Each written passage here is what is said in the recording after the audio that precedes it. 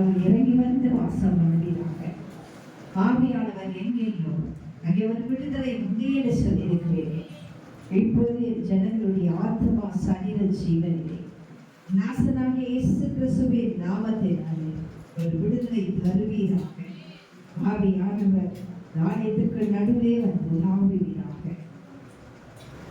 Thank you, Lord. Thank you, Jesus. Glory to God. Glory to God. Solomon ஆலயத்திலே கடந்து வந்த ஷக்கினாவின் மகிமை ஆலயம் முழுவதுமாய் நிரம்பிக் கொண்டிருப்பதற்காக நன்றி. கரங்களை தட்டி அவரை நாம் வரவேற்கிறோம். Thank you, Lord. ஒரு மகிமை ஒவ்வொருவரையும் மூடுகிறதை நான் பார்க்கிறேன்.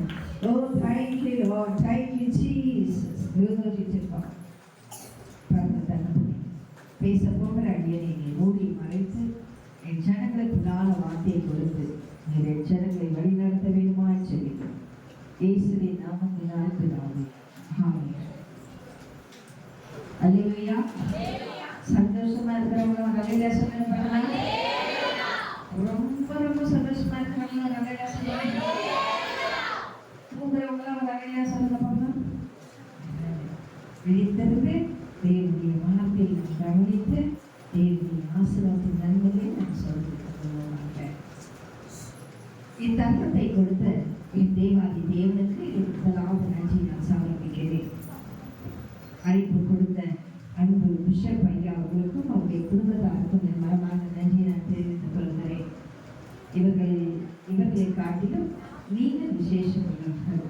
ஆண்டவருடைய திருப்பாதத்தை வந்து காத்திருந்து அமர்ந்திருந்து காத்திருந்து ஆசீர்வாதத்தின் நன்மையை பெற்றுக்கொள்ள கடந்து வந்திருக்கிற உங்களுடைய ஒரு பாதங்களை தொட்டு உங்களை நான் வாழ்த்துகிறேன். இந்த நாளிலும் பெண்கள் ஒன்றாக கூடி இன்றைக்கு ஒரு உமன்ஸ் டே விழா கொண்டாடுவது போல இன்றைக்கு நீங்கள் பெண்களாய் கூடி வந்து தேவனுடைய நாமத்தை மகிமைப்படுத்துகிறீர்கள். நீதிமொழிகள் 31ஆம் அதிகாரம் 10ஆம் வசனத்திலே நாம் வாசிக்கிறோம். நீதிமொழிகள் 31ஆம் அதிகாரம் 10ஆம் வசனத்தை வாசிக்கும் பொழுது இவ்விதமாக நாம் வாசிக்கிறோம்.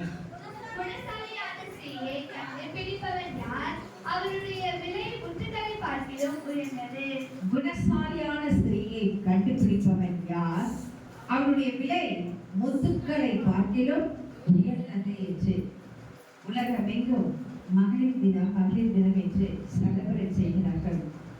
என்ன நோக்கத்திற்காக இந்த உமன்ஸ் டே செலிப்ரேட் பண்றாங்க என்று நான் சிந்தித்த போது பெண்களுக்கு சம உரிமை கொடுக்க வேண்டும், பெண்கள் உரிமைகள் மறுக்கப்படக்கூடாது, பெண்களுக்கு கவனம் கொடுக்க வேண்டும், பெண்களுக்கு மதிப்பு கொடுக்க வேண்டும், பெண்களுக்கு அந்தஸ்து கொடுக்க வேண்டும், பெண்களுக்கு மரியாதை கொடுக்க வேண்டும்.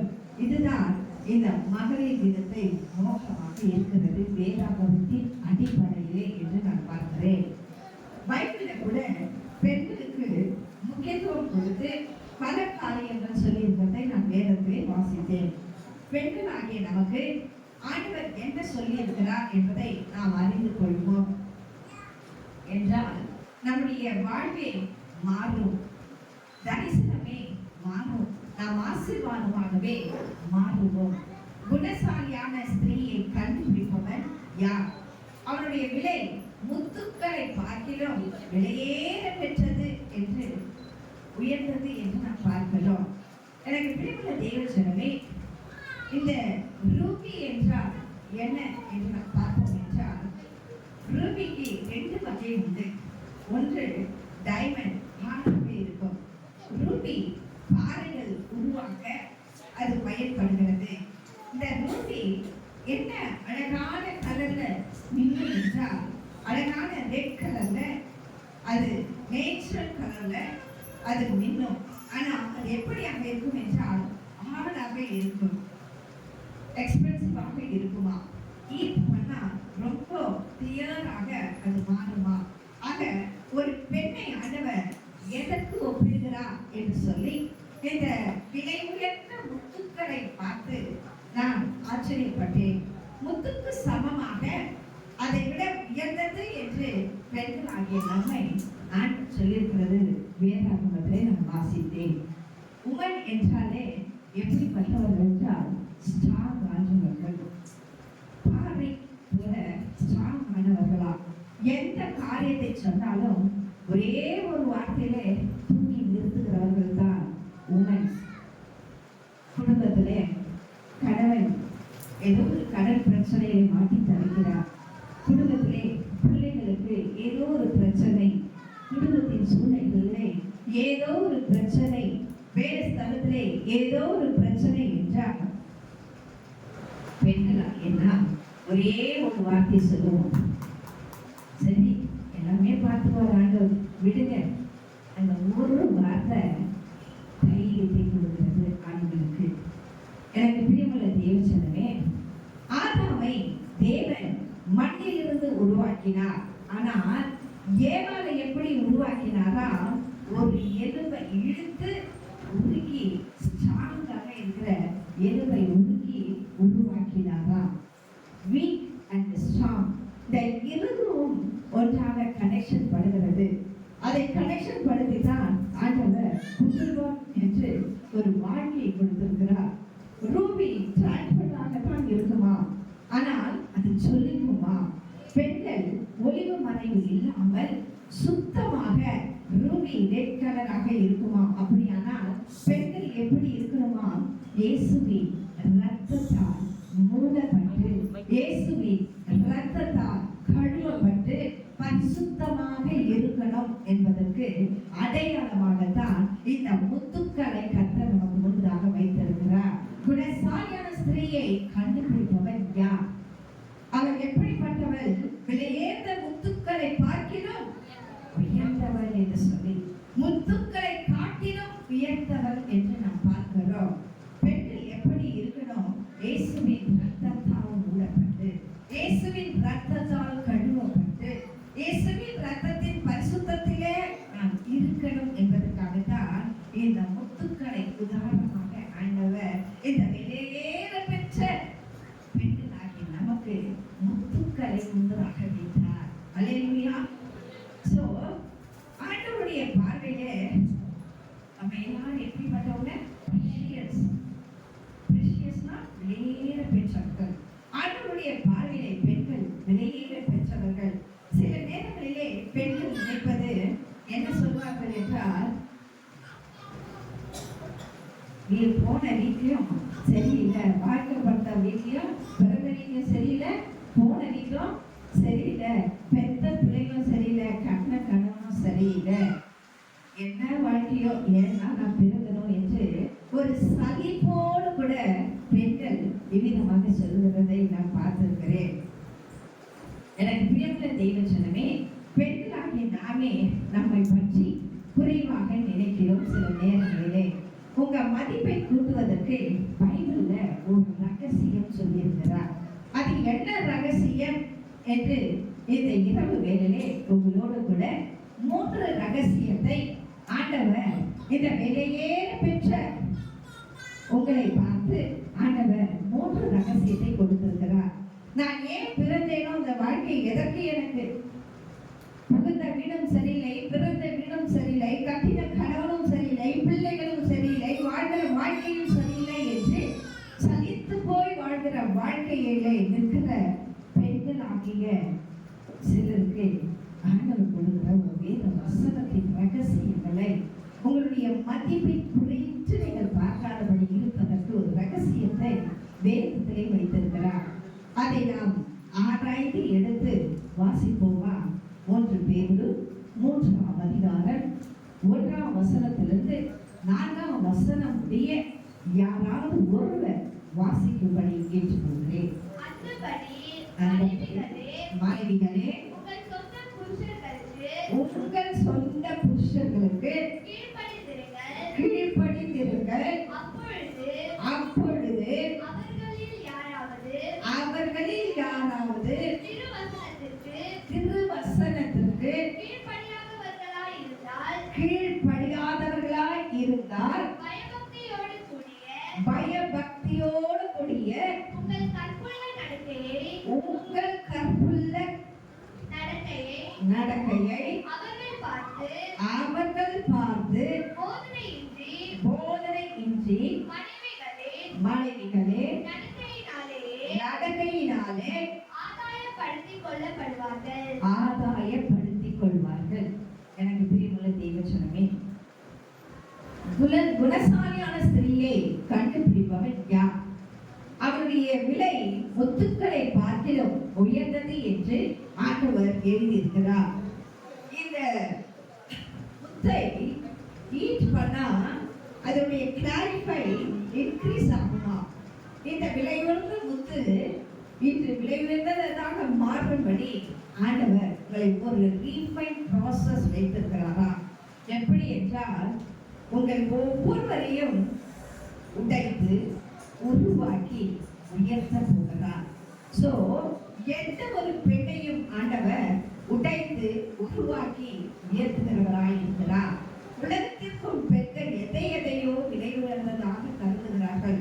ஆனால் ஆவிக்குரிய பெண்களாகிய நீங்கள் உங்கள் போக்கஸ் எது விலை உயர்ந்ததாக அறிந்து தேவன் மீது இருக்குமே ஆனால் இந்த பூமியிலே நீங்கள் வாழும் ஒவ்வொரு வருஷமும் ஒவ்வொரு நாளும் உங்களுக்கு விலையேற பெற்ற வருஷமாக விலையேற பெற்ற நாட்களாக இருக்கும்.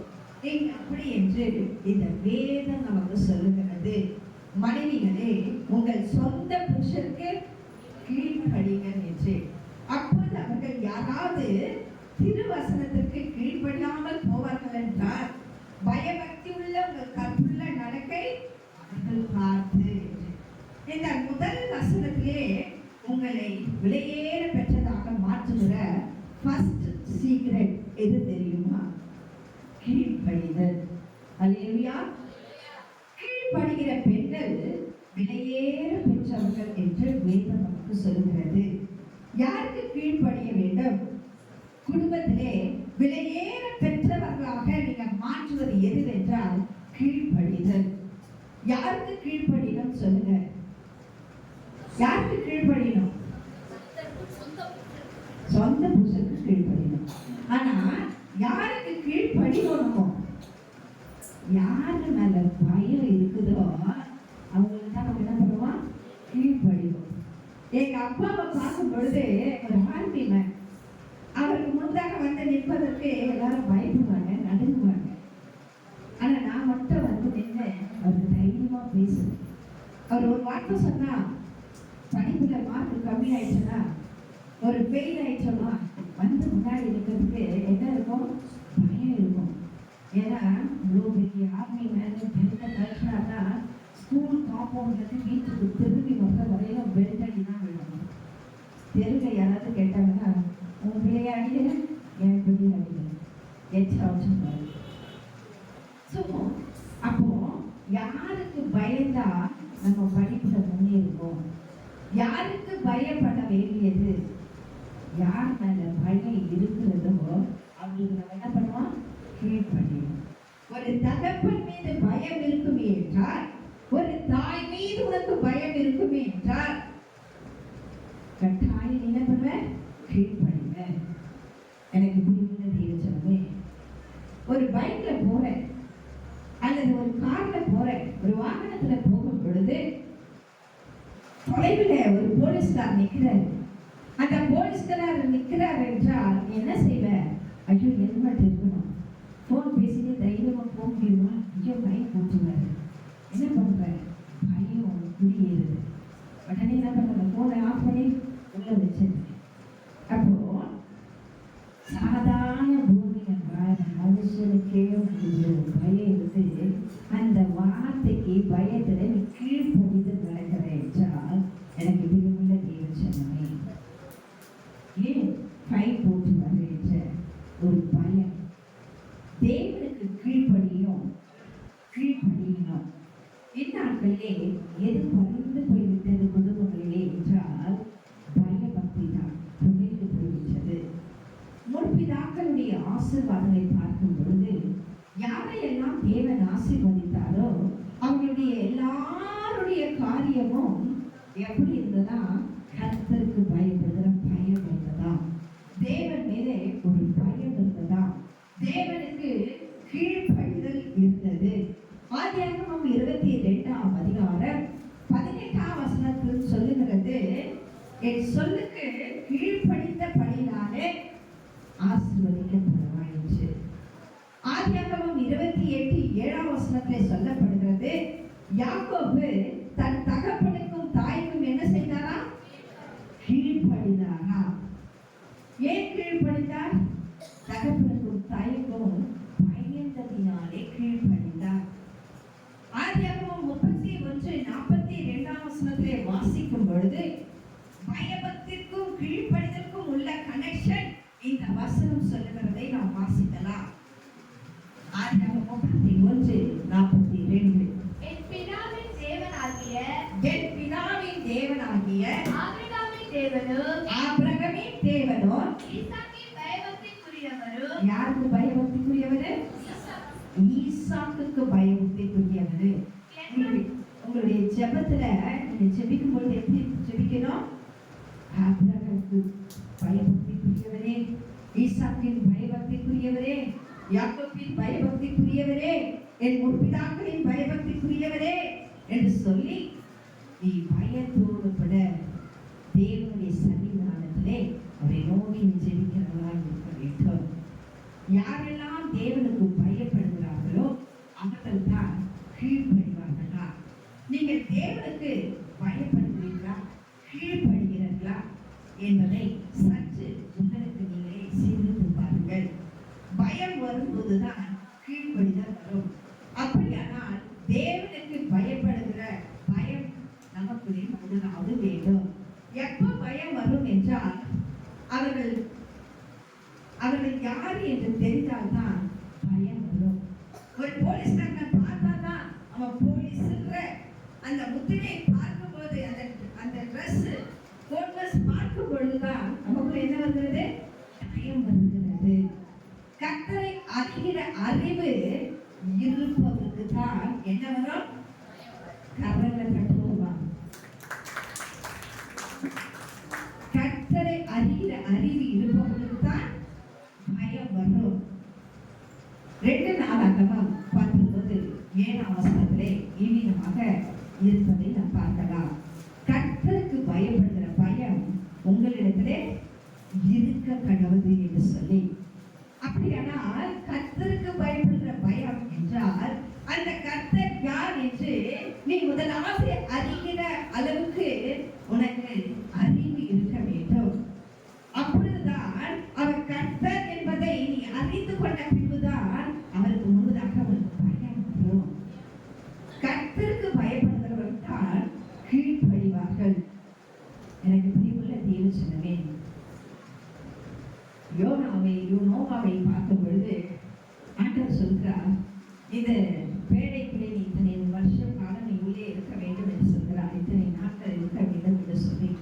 நோவா தேவனுக்கு பயந்தபடினாலே, நோவா தேவனுக்கு கீழ்ப்படிந்தபடினாலே அந்த பேழைக்குள்ளே தன் குடும்பத்தை அவர் காத்தார். இன்னைக்கு நமக்குள்ளே அந்த தேவ பயம் இருக்குமே என்றால் நம்முடைய குடும்பம் காக்கப்படும். அல்லேலூயா. ஒரு அல்லேலூயா சொல்லுங்க பார்க்கலாம். எல்லாரும் தூங்குறீங்க. யோனா 1ஆம் அதிகாரம் 9ஆம் வசனத்தை வாசிக்கிறோம். யோனா சொல்கிறார், நான் தேவனுக்கு பயப்படுகிறவன் என்று. அப்படியானால் உங்களை விலையேற பெற்றவர்களாய் மாற்றுவது எது? முதலாவது என்றால் கர்த்தரை அறிகிற அறிவு, தேவனுக்கு பயப்படுகிற பயம், கீழ்ப்படிதல். தேவனை அறிகிற அறிவு, தேவனை அறிந்து அவருக்கு பயந்து நடப்பது, தேவனை அறிந்து அவருக்கு பயந்து கீழ்ப்படிவது கர்த்தருக்கு பயப்படுகிற பயம். அல்லேலூயா. அது உங்களை விலையேற பெற்றதாய் காண்பிக்கும். 1 பேதுரு 3ஆம் அதிகாரம் 1ஆம் வசனத்திலே திரும்பவும் வாசிப்போமாக. அந்தபடி மனைவிகளே உங்கள் சொந்த புருஷர்களுக்கு கீழ்ப்படிந்திருங்கள். பயபக்தி முதலிலே யார் மேல இருக்கணும்? தேவன் மேல. 2வது யார் மேல இருக்கணும்? புருஷன் மேல. இன்றைக்கு அநேக தன் புருஷனை எப்படி கூப்பிடுறாங்க? பேரிட்டு கூப்பிடுறாங்க. அதனால கூப்பிடுறாங்க அப்பனை எப்படி ஒரு மரியாதை இருக்கா? எனக்கு பிரியமுள்ள தெய்வ சொன்னமே, கணவர் மீது ஒரு பயம் இருக்கணும். எங்களுக்கு தானே தெரியும் சிஸ்டர், அவர் பண்ற சேஷ்டெல்லாம் எங்களுக்கு தானே சிஸ்டர் தெரியும். எனக்கு பிரியமுள்ள தெய்வ சொன்னமே வரல, அந்த வார்த்தை நீங்க சொல்லுறீங்க தெரியும். அந்த வார்த்தைக்கு நான் திரும்பி அதுக்கு என்ன பதிலுன்னு தான் நான் சொல்றேன். கணவர் மீது ஒரு பயம் இருக்கணும், பக்தி இருக்கணும். ஆவிக்குரிய பெண்களுக்கு எது அழகு தெரியுமா? கணவனுக்கு கொடுக்கிற மரியாதை, கணவனுக்கு கொடுக்கிற ரெஸ்பெக்ட், அவர் மீது வைத்திருக்கும் பக்தி தான் பெண்களை விலையேற பெற்றதாக மாற்றுகிறதா. பேதுரு எழுதும்போது அழகாக சொல்கிறார். 1 பேதுரு 3ஆம் அதிகாரம் 2ஆம் வசனத்தை வாசிக்கும் போது, போதனையின்றி மனைவிகளின் நடக்கையினாலே ஆதாயப்படுத்திக் கொள்ளப்படுவார்கள் என்று. இன்றைக்கு புருஷர் ரட்சிக்கப்படல. உங்களுக்கு தெரியாது சிஸ்டர், நான் மட்டும் தான் சிஸ்டர் சர்ச்சுக்கு வரேன். அந்த வீட்டில் குடிச்சிட்டு வேகமாக போட்டு உட்காந்துருப்பேன் சிஸ்டர். உங்களுக்கு தெரியாது சிஸ்டர், அவர் நடத்த உங்களுக்கு தெரியாது சிஸ்டர், அவர் வேற ஒரு கனெக்ஷன்ல இருக்காரு சிஸ்டர். உங்களுக்கு தெரியாது சிஸ்டர், அவர் சம்பாதிக்கிற பணம்லாம் வேற பக்கம் போயிருக்குது சிஸ்டர்.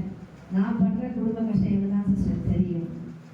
எனக்கு பிரியமுள்ள தெய்வ சொன்னமே, புருஷன் ரட்சிக்கப்படல, புருஷன் சரியில்லை என்று சொல்லி கண்ணீர் வடிக்கிறீர்களா? உங்களுக்கு ஒரு நம்பிக்கை வார்த்தையை நான் இன்றைக்கு சொல்ல விரும்புகிறேன்.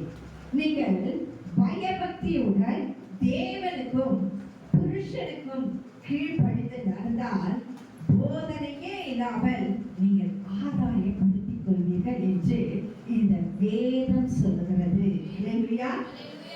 எனக்கு பிரியமுள்ள தேவ சொன்னமே, எதனாலே பயபக்திக்குரிய கீழ்ப்படிதலாலே நீ ஆதாயப்படுத்திக் கொள்வாய். ஆகவே எனக்கு பிரியமுள்ள தேவ சொன்னமே, இந்த ஆண்டவரிடம் நீங்க ஒவ்வொருத்தரும் கேட்கணும், தேவனே முதலிலே நான் உண்மை அறிந்து கொள்கிற அறிவு எனக்கு வேண்டும். உமக்கு பயப்படுகிற பயம் எனக்கு முதலாவது வேண்டும். உமக்கு கீழ்ப்படுகிறவளாய் நான் இருக்க வேண்டும். ஆகவே எனக்கு இப்படிப்பட்ட இருதயத்தை தாருங்கள் என்று நான் கேட்கிறவர்களாய் இருக்க வேண்டும். இரண்டாவது, புருஷனுக்கு பயப்படுகிறவர்களாய் என்னை மாற்றுங்க, கீழ்ப்படுகிறவர்களாக என்னை மாற்றுங்க என்று நீங்க கேட்க வேண்டும். வேதம் இதைத்தான் எதிர்பார்க்கிறது. இதுதான் விலையேற பெற்றதாக உன்னை காட்டுகிறது. இன்று குடும்பங்களிலே உறவிலே பிரிவு வர காரணம் கணவன் மீது பயபக்தி இல்லை, கணவனுக்கு கீழ்ப்படிதல் இல்லாததினாலே. பெண்கள் வேலை கடந்து சென்றாலும் வீட்டிலே இருந்தாலும் பெண்களுடைய ஜீவிய வாழ்க்கையை அந்த தனிமை, அந்த அன்பு இல்லை என்பதற்காக அவர்கள் கலங்கி கொண்டு போய் கொண்டிருக்கிறார்கள். கட்டின கணவனுடைய தாலி எங்கே தொங்குகிறது? வீட்டில் இருக்கிற ஆணியில தொங்குகிறது. ஏமா அந்த கழுத்துல போட வேண்டியது, ஏமா அந்த ஆணியில போட்டு வச்சிருக்கிறேன். ஆனால் கிடக்குறான், அவங்ககிட்ட நான் மாட்டுறதே நான் அவசரப்படுறது தான் மாட்டிருக்கேன். அதோட தூங்கு கையில நான் தொங்கிருக்கலாம் சிஸ்டர். எனக்கு பிரியமுள்ள தேவச்சனமே, உங்களுடைய கழுத்துல கட்டுற அந்த தாலி என்கிற உறவுக்கு, அதற்கு எவ்வளவு நீங்கள் மதிப்பு கொடுத்திருக்கிறீர்கள் இதுவரையிலும் என்று சற்று உங்களை நீங்களே ஆராய்ந்து பாருங்கள். விலையேற பெற்ற முத்துக்களை காட்டிலும் நீங்கள் விலையேற பெற்றவர்கள் என்று எதை வைத்து ஆண்டவர் சொன்னார்? ஏன் சொன்னார்? நாம் எப்படிப்பட்டவர்களா இந்த பூமியிலே வாழ்ந்து கொண்டிருக்கிறோம்? நம்முடைய முற்பிதாக்களின் தாயார் எப்படி வாழ்ந்தார்கள்?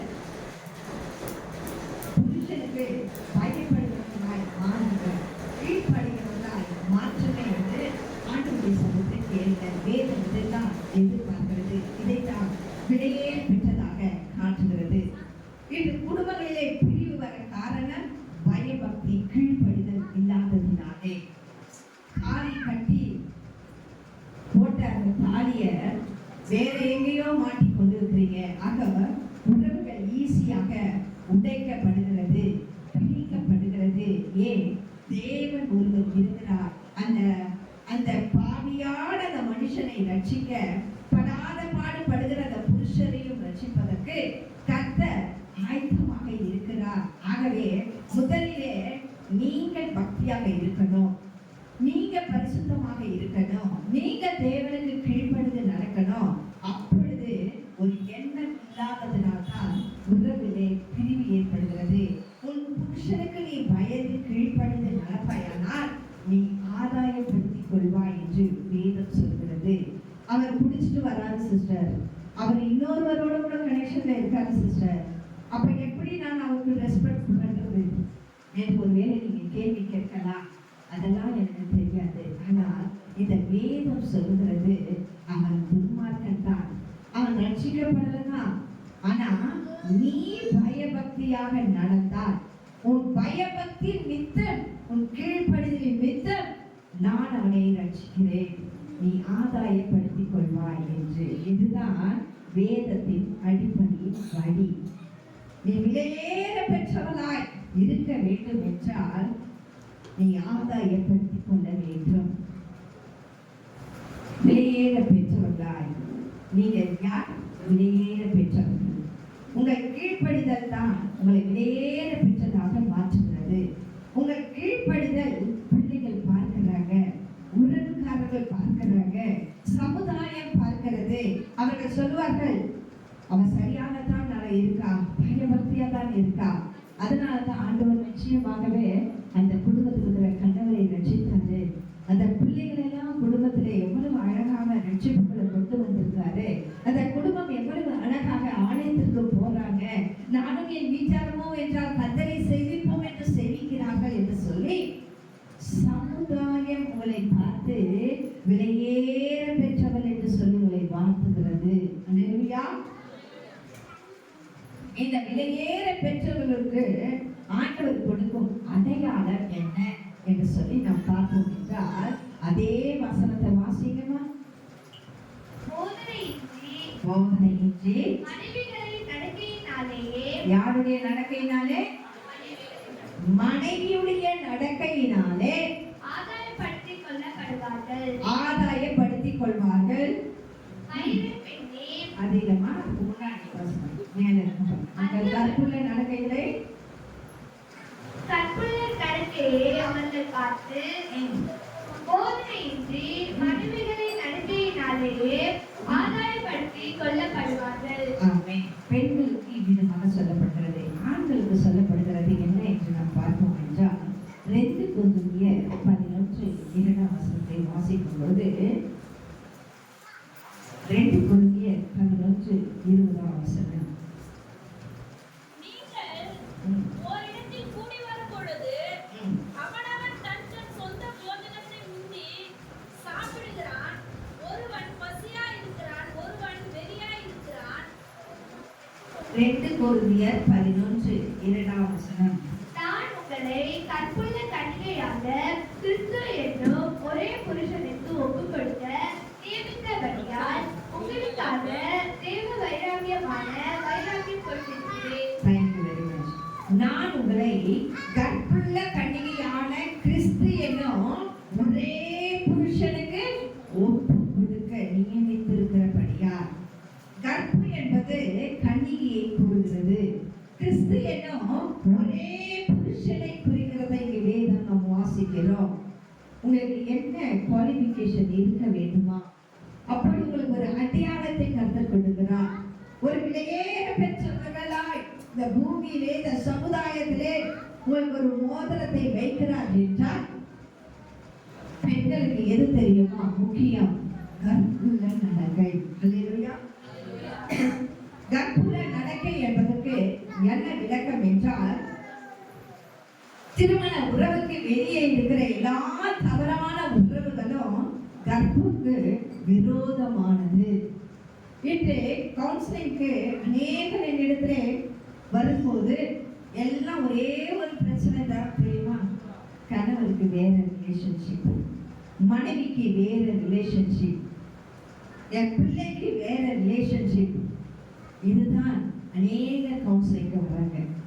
எனக்கு பிரியமுள்ள தேவஜனமே, துணிகரமான பாவத்திற்குள்ளே அந்த கற்பை உதாசீனப்படுத்திக் கொண்டிருக்கிறார்கள். தவறுதலான உறவுகளினாலே கர்ப்புக்கு விரோதமான ஆவிகள் தலைவிரித்து ஆடிக்கொண்டிருக்கிறது இந்த பூமியிலே. 2 கொரிந்தியர் 11:2 வாசிக்கிறோம். நான் உங்களை கற்புள்ள கன்னிகையாக கிறிஸ்து என்னும் ஒரே புருஷனுக்கு ஒப்புக் கொடுக்க நியமித்தபடியால் நான் இதை உங்களுக்கு பேசுகிறேனே. எதற்காக இதை பேசுகிறேன் என்றால், இப்படிப்பட்ட சிக்கிக் கொண்டிருக்கிற ஆத்மாவுக்காக நான் பேசுகிறேன். எனக்கு தெரியாது கர்ப்பு என்றால் என்ன என்று நான் பார்க்கும் பொழுது ஆவியானவர் என்னை மறைத்து பேசுகிறார் என்பதை நான் என் அருகிலே உணர்கிறேன். திருமணத்திற்கு முன்பு வாலிப பெண்களுக்கு இதை எச்சரிப்பின் வார்த்தையாக போதித்து வருகிறேன். அவர் வரும் வரை நாம் காத்து கொள்ள வேண்டியது அவசியமாக இருக்கிறது. பிள்ளைகள் எங்கே விழுகிறார்கள், எங்கே தவறு விழுகிறார்கள் என்று பிள்ளைகளுக்கு நாம் சீர்படுத்துகிற ஒரு தாய்மார்களாய் இருக்க வேண்டும். ஒரு உதாரணமுள்ள தாய்மார்களாய் இருக்க வேண்டும். விலையேற பெற்ற பெண் யார் தெரியுமா? தன் கற்பை இழக்காதவள் என்று வேதம் சொல்கிறது. இந்த கற்பை குறித்து இன்னும் படிக்கும் போது 2 விதத்திலே காணப்படுகிறது. ஒன்று, பரிசுத்தமாய் இருக்கணுமா. இன்றைக்கு சிந்தனையிலே சில சரீர பிரகாரமாக ஒன்றுமே செய்ய மாட்டாங்க. ஆனா மனமும் சிந்தனையும் தவறுதலான வழிகளிலே போய் கொண்டிருக்கிறது. ரூபி என்று சொன்னனே, அது எப்படியாக இருக்கிறது என்று சொன்னேன், சிகப்பு கலர்ல இருக்கும். அது மின்னும் ஜொலிக்கிற கலராக இருக்கிறது என்று சொல்லி நம்முடைய இருதயமும் நம்முடைய எண்ணமும் இயேசுவின் ரத்தத்தினாலே கழுவப்பட்டதாய் இருக்க வேண்டும். புருஷனை நேசிக்கிற ஒரு எண்ணமாய், புருஷன் மீது மாத்திரம் காணப்படுகிற இருதயமாய் இருக்க வேண்டும் என்று இன்றைக்கு ஒரு தீர்மானம் எடுங்கள். அவர்கள் அவங்களுக்கு உங்க கணவர் நல்லா உங்களை நேசிக்கிறாரோ இல்லையோ அதை பத்தி கவலைப்படாதீங்க. எனக்கு பிரியமுள்ள தேவஜனமே, ஆண்டவர் மாத்திரம் நீங்க நேசிக்க இருந்த பிடித்து கொண்டீங்கன்னா உங்க குடும்பமே உன்னை நேசிக்க மாறும். இன்னைக்கு அநேக பெண்கள் தவறி விழுகிறார்கள். பாவ வழியை தவறுவதற்கு காரணம் என்ன? பாஸ்டர்மார்கள் தவறுவதற்கு காரணம் என்ன? பெண்கள் தவறுவதற்கு காரணம் என்ன? இன்னைக்கு அநேக பாஸ்டருடைய குடும்பங்கள் கண்ணீர் வடிப்பதற்கு காரணம் என்ன?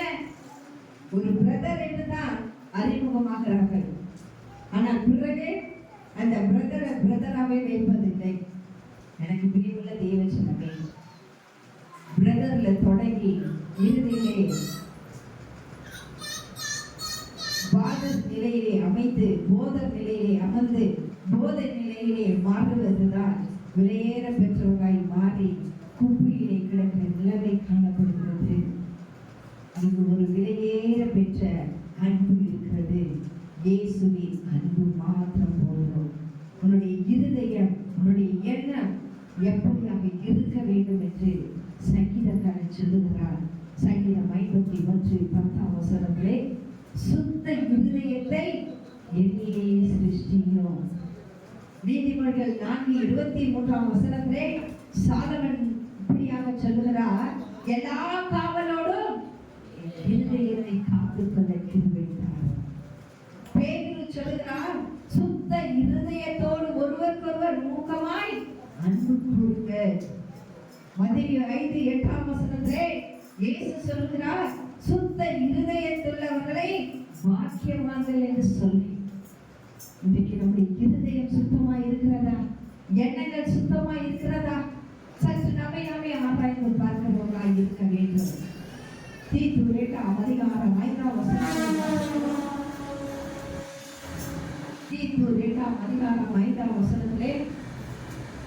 நாம் எப்படியாக இருக்க வேண்டும்? வாசிக்கிறோம். தெரிந்த புத்தியுள்ளவர்களும் எப்படி இருக்கணும்? தெரிந்த புத்தி உள்ளவர்களும் கற்புள்ளவர்களும்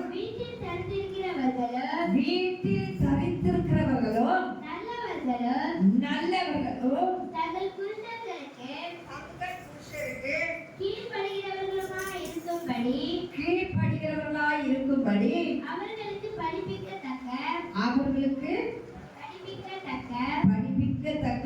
நற்காரியங்களை போதிக்கிறவர்களுமாய் இருக்கவும். எப்படி இருக்கணும்? நற்காரியங்களை போதிக்கிறவர்களாய் இருக்க வேண்டும். நற்காரியங்களை போதிக்கிறவர்களாய் இருக்க வேண்டும் என்றால் உங்களுக்கு எது முதல் தேவை?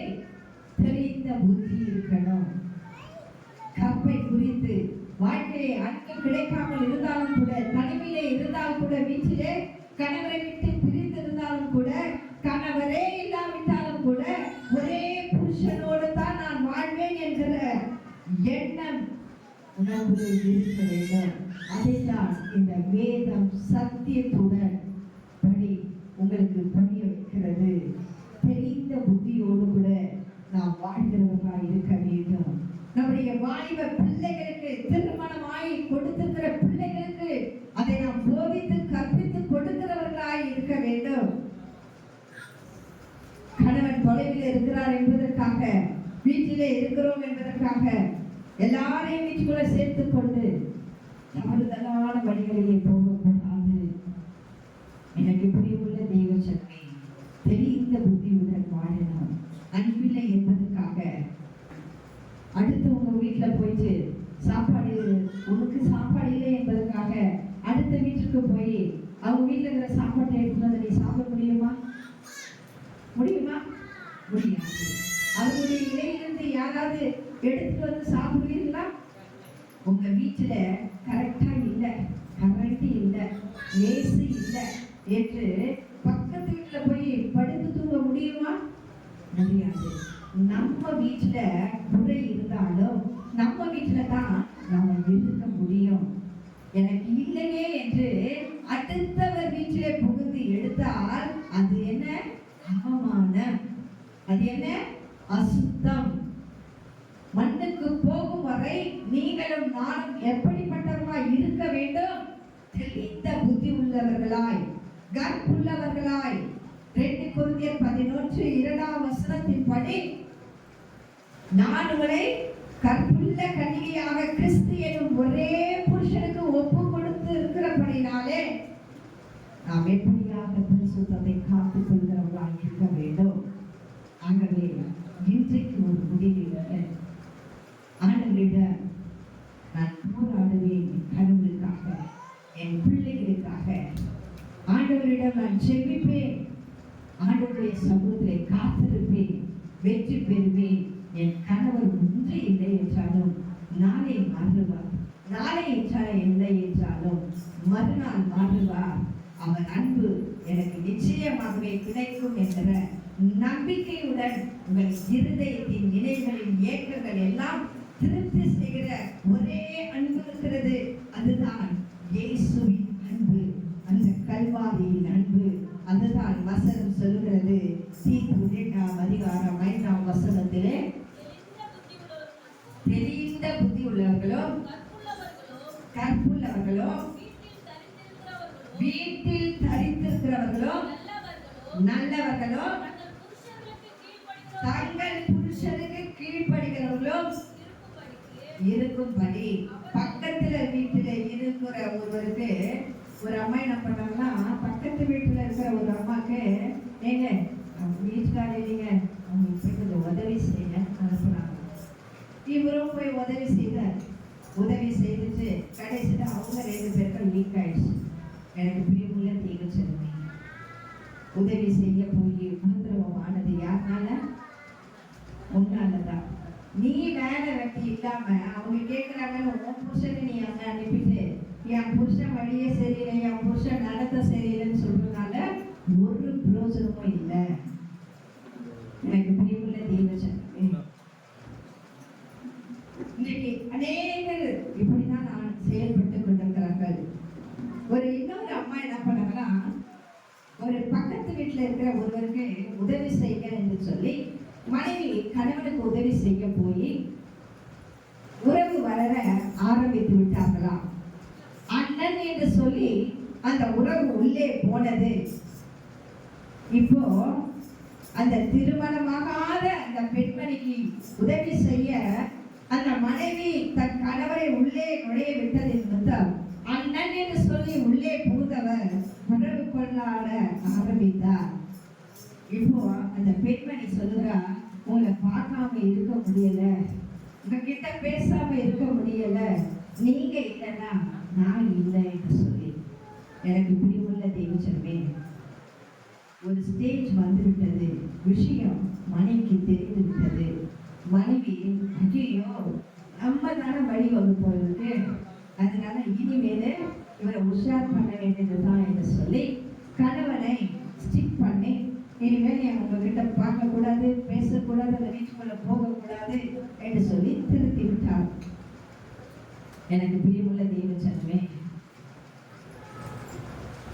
இனி நீங்கள் இப்படி செய்யாதீங்க, அங்க போகாதீங்க, அவங்க கிட்ட பேசாதீங்க, ஸ்டார்ட் பண்ணிடுங்க. இதோடு விட நமக்கு திருமணம் ஆகிற ஒரு நல்ல வாலிப பிள்ளைகளா இருக்கிறாங்களே, இது எவ்வளவு கேவலம், சமுதாயத்துல கேவலம், உறவுகளின் மத்தியிலே கேவலம் என்று சொல்லி புத்தியோடு விட ஞானத்தோடு விட தன் கணவருக்கு சொல்லி கொடுத்தபடியாலே அந்த உறவு அறுந்து விட்டது. இப்போ அந்த உறவுக்குள்ளே இருந்த அந்த பெண் சொல்றார், என்னால முடியல. இது எப்படி இருக்கு? இதுக்கு பேர் என்ன? தெரிந்த புத்தியா? இதுக்கு பேர் பெண்களுக்கு தெரிந்த புத்தியா? அவன் இன்னொருவனுடைய புருஷன் அல்லவா என்பது உனக்கு தெரியும். நீ போய் எப்படி பார்க்க முடிந்தது? நீ எப்படி அவனோட பழக முடிந்தது? அவன் கூட போய் நீ பேசாம இருக்க முடியல, பார்க்காம இருக்க முடியல, நீ எப்படி சொல்ற? நீங்க அநேக பெண்கள் தவறி விழுந்து கொண்டிருக்கிறார்கள். எனக்கு பிரியமுள்ள தேவச்சனமே, சமீப நாட்களிலே இது போல தீர்க்க முடியாத பாவத்தில் விழுந்து எழுப்ப முடியாதபடி குடும்பம் சரிந்து இடிந்து போய் கொண்டிருந்த பிரச்சனைகளை தான் உலகத்திலே அநேக இடங்களிலே ஆலோசனைக்காக, கவுன்சிலிங்காக இங்கும் அங்கும் ஓடி திரிகிறார்கள். இது போல பிரச்சனைகளுடன் உங்களிடம் வருவார்கள். பாருங்கள், தெளிவாக புத்தி சொல்லி நீங்க பழகி கொள்ள வேண்டும். புத்தி எதற்கு? நீதிமொழிகள் 23:23 வசனங்களை நாம் வாசிக்கிறோம். புத்தியை என்ன பண்ணணுமா? நம்ம என்ன பண்ணணும்? நீதிமொழிகள் 23:23 சத்தியத்தை வாங்கு, அதை விற்காதே, அப்படியே ஞானத்தையும் உபதேசத்தையும் புத்தியும் வாங்கு. எதை வாங்கணும்? புத்தியை நீ வாங்கு. நீதிமொழிகள் 3:13 வசனத்திலே வாசிக்கிறோம். ஞானத்தை கண்டறிகிற மனுஷனும் புத்தியை சம்பாதிக்கிற மனுஷனும் பாக்கியவான்கள். புத்தியை சம்பாதிக்கிற மனுஷன் பாக்கியவான். புத்தி சொல்ல வேண்டும். எப்படி சொல்ல வேண்டுமா? நீதிமொழிகள் 25:12 படி ஞானமாய் சொல்ல வேண்டுமா? அப்போஸ்தலர் 20:31 வசனத்தின்படி இடைவிடாமல் நீ புத்தி சொல்லுகிறவளா இருக்க வேண்டுமா? தீத்து 1:9 படி வேத வசனத்தை கொண்டு நீ புத்தி சொல்கிறவளா இருக்க வேண்டுமா? 2 தீமோத்தேயு 4:2 வசனத்திலே வாசிக்கிறோம், கடிந்து கொண்டு புத்தி சொல்லு என்று சொல்லி. 2 தீமோத்தேயு 2:14 வசனத்திலே வாசிக்கிறோம், எச்சரித்து நீ புத்தி சொல்லு என்று சொல்லி. புத்தி சொல்ல வேண்டும். யாருக்கு? 1 தெசலோனிக்கேயர் 5:14 படி 1 தெசலோனிக்கேயர் 5:14 படி ஒழுங்கில்லாதவர்களுக்கு நீ புத்தி சொல்ல வேண்டும். தீத்து 2 அதிகாரம் 9-10 வசனத்திலே உன் வேலைக்காரர்களுக்கு நீ புத்தி சொல்ல வேண்டும். தீத்து 2:6 வசனத்தின்படி பாலிய புருஷர்களுக்கு நீ புத்தி சொல்ல வேண்டும்.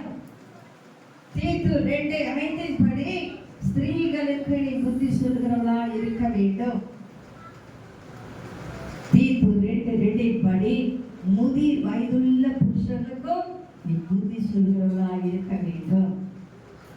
ஒருவர் புத்தி சொல்கிறவர்களாக ரோமர் 15:14 படி இருக்க வேண்டும். புத்தி எதன் மூலமாக வருகிறது? புத்தி எதன் மூலமாக வருகிறது என்று வேதத்திலே அலசி பார்க்கும் பொழுது 1 யோவான் 5:20 படி எதன் மூலமாக வருகிறது? 1 யோவான் 5:20 படி தேவகுமாரன் மூலமாக வருகிறது. கரங்களை தட்டுவோமா? 2 தீமோத்தேயு 1:7 படி பரிசுத்த ஆவி மூலமாக நமக்கு புத்தி வருகிறது. இரவும் பகலும் வேத வசனத்தை தியானிப்பதினாலே யோசுவா 1:8 புத்தி வருகிறது. வயது சென்றவர்கள் போல நமக்கு புத்தி வருகிறது என்று சொல்லி யோபு 12:12 வாசிக்கிறோம். நீதிமொழிகள் 1:8 படி தகப்பன் மூலமாக நமக்கு புத்தி வருகிறது. யோபு 28:28 படி பொல்லாப்பை விட்டு விலகுவதன் மூலமாக நமக்கு புத்தி வருகிறது. ஆகவே எனக்கு பயமுள்ள தெய்வ சனமே, அட்வைஸ் பண்ணி இயேசுவின் அன்புக்குள்ளே புத்தி சொல்லி உன் வீட்டாரை நடத்து. குணசாலியான ஸ்திரீ முத்துக்களை காட்டிலும் விலையேற பெற்றவள். தெரிந்த புத்தி இல்லாமல் போகும் என்றால் பெண்களை ஆண்டவரின் அன்பிலே கொண்டு சேர்க்கத்தான் உங்களையும் என்னையும் ஆண்டவர் அழைத்திருக்கிறார்.